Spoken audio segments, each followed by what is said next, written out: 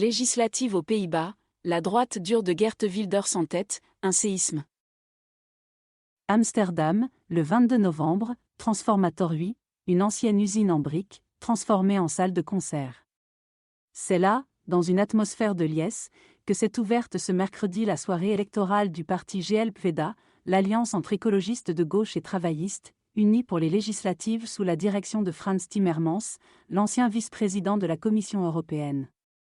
En août, le sexagénaire avait quitté Bruxelles pour mener bataille, dans la ferme intention de devenir Premier ministre. 3 mois plus tard, c'est une audience très jeune et très enthousiaste qui l'attendait, beaucoup de participants habillés en vert pomme, les couleurs des écologistes, ou en rouge coquelicot, celles des travaillistes, ou encore le cou entouré d'une écharpe ornée d'un damier blanc, vert, rouge. Les portes ont ouvert à 19h30, 1h30 avant la fermeture des bureaux de vote, avec une piste de danse et 2 DJ pour chauffer la salle. En tout 1100 invités, dont 100 journalistes, la moitié desquels de médias étrangers, attendaient le candidat, persuadés de la bonne nouvelle à venir. L'éveil, les sondages l'avaient donné premier ex aequo. Les sondages de sortie des urnes à 21h ont été une douche froide, glacée même. Beaucoup de militants ont fondu en larmes. Non seulement Frans Timmermans est arrivé deuxième avec 25 sièges, mais le premier, avec une belle avance, est Geert Wilders, le chef du Parti national populiste PVV. Il a gagné 35 sièges, sur 150, alors que l'avant-veille les sondages ne lui en donnaient que 25 et une 3e place. Félicitations d'Orbán à Wilders. C'est le meilleur score réalisé depuis 2006 par le roi de l'invective anti-islam et anti-immigration. Cette année-là, il en avait gagné 9, 4 ans plus tard, 24, en 2012-15, il y a 2 ans 17. Et tandis que les militants de gauche attendaient la venue de leur poulain, ils entendaient sur les écrans géants de la salle de Wilders triompher, avec un large sourire, soupesant ses chances de s'allier.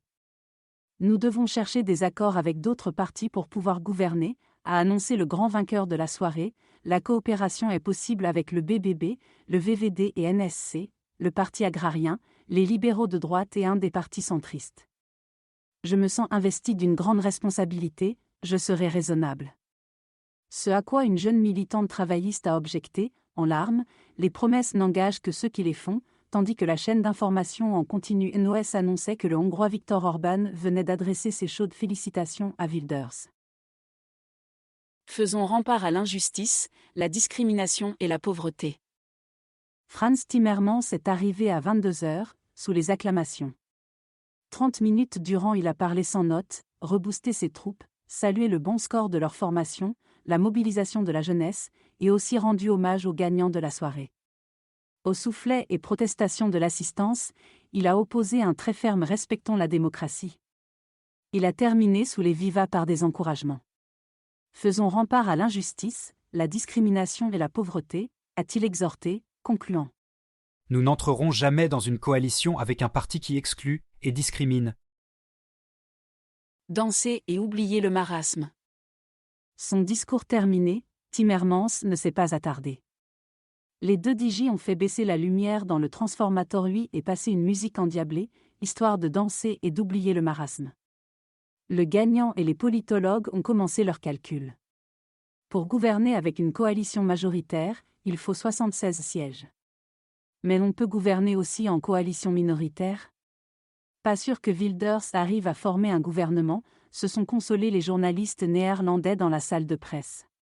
Aucun d'eux ne tablait sur une entrée en fonction de la nouvelle équipe avant le printemps 2024, sachant que depuis la Seconde Guerre mondiale le pays, qui a toujours été régi en coalition depuis lors, a mis en moyenne 94 jours à former chaque nouvelle coalition. Pour parvenir à un accord, la dernière, celle du gouvernement Rutte 4, a mis 299 jours.